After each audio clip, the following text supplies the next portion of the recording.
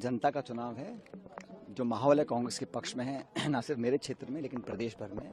BJP के कार्यप्रणाली लोग देख चुके हैं, केंद्र सरकार की परफॉर्मेंस देख चुके हैं, भाजपा राजस्थान में विपक्ष में क्या किया क्या नहीं किया वो भी देख चुके हैं।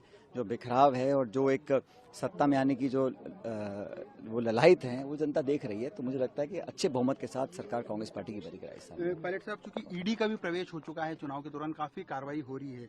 बीजेपी कह रही है कि यदि भ्रष्टाचार नहीं है तो डरने की बात नहीं है, लेकिन आपके नेता कह रहे हैं कि ये सब कार्रवाई जो है चुनाव के मतदान से ठीक पहले क्यों आ रही है। 5 साल से किसी ने कोई कार्रवाई करी नहीं और इन एजेंसीज का दुरुपयोग हो रहा है। ये मैं नहीं कह रहा हूँ, पूरा देश कह रहा है और जानता है। बहरहाल वो केंद्र सरकार में है, वो कर सकते हैं, लेकिन मुझे लगता है पब्लिक इस बात को जान रही है कि जो चुनाव की हार की डर की वजह से इस प्रकार एजेंसी का दुरुपयोग हो रहा है।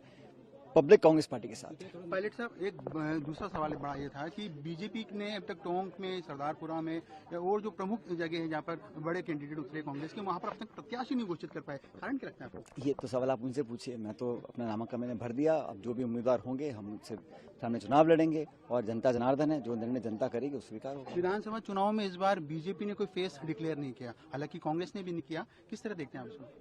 इसमें देखने की बात क्या हो, तो उनका निर्णय बीजेपी का। हमारी पार्टी ने कभी कभी ऐसा ट्रेडिशन भी नहीं रही है। हर स्टेट में हम मिलकर चुनाव लड़ते हैं, चाहे वो कर्नाटक हो, राजस्थान हो, मध्य प्रदेश हो। और जीतने के बाद विधायक सब बैठते हैं, जीते हुए विधायक बहुमत के साथ। फिर नेतृत्व दिल्ली का तय करता है कि किसको आगे करना है। पायलट साहब, अभी आपने कहा कि बीजेपी में काफी फूट है, अलग अलग धड़े बने हुए हैं, लेकिन सियासी चर्चों में ये भी चलता है कि अशोक गहलोत और सचिन पायलट जो है उनके बीच में मतभेद खत्म हो गया, लेकिन मनभेद अभी भी है। ये पता नहीं आप कैसे कह सकते हो। आपने किसके मन में झांक के देख लिया। हम तो मिलकर काम कर रहे हैं, पार्टी के लिए काम कर रहे हैं। हमारा सामूहिक ऑब्जेक्टिव यही है कि कैसे पार्टी को दोबारा बहुमत में लेकर आएं। जो हमारी पिछली बार हार हुई थी, जो हम 21 पे रह गए थे, कभी 50 पे रह जाते हैं, उस पार्टी को तोड़ने के लिए मिलकर हम लोग काम करेंगे तभी संभव होगा ना। और ये जो है भारतीय जनता पार्टी के साथी जो बोलते हैं, तो उनको तो ये बोलना चाहिए हमारा 5 साल के लिए राजस्थान के लिए ये विजन है। वो तो सिर्फ धार्मिक मुद्दे, जज्बाती मुद्दों को लेकर सामने आते हैं।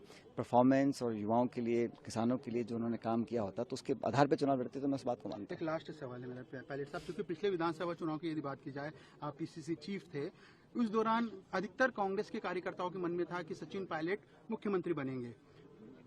बीजेपी के जितने भी गुजर कैंडिडेट थे उनमें से एक भी नहीं जीत पाया।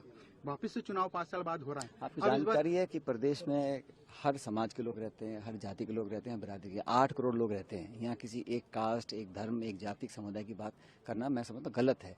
पार्टी की विचारधारा होती है और 2 संगठन है और जनता को तय करना है कौन सा संगठन बेहतर है। पिछली बार हमने मेहनत कर पार्टी को इस लायक बनाया कि सरकार हम लोग बनाने में कामयाब हुए। दोबारा हमारी वो कोशिश है। तो बीजेपी के तो आरोप लगाते रहेंगे, तो आप वो भाषा क्यों बोल रहे हो? आपको तो बोलना चाहिए कि निर्णय 3 तारीख को परिणाम क्या आएगा। और मैं दावे से कह रहा हूँ कि परिणाम